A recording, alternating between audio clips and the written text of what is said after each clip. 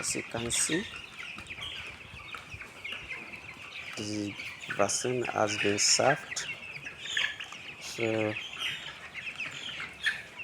all of them have all taken the vaccine. So you make sure that they all take the vaccine.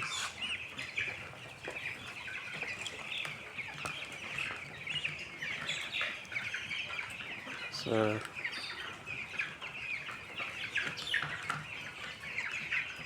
they are all struggling to take the water because they have been starved.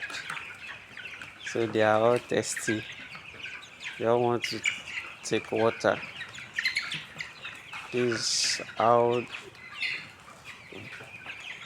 vaccine is being administered. Make sure the bread are stuffed of water for some hours so that by the time you administer the vaccine, they can easily take the vaccine because they must take it.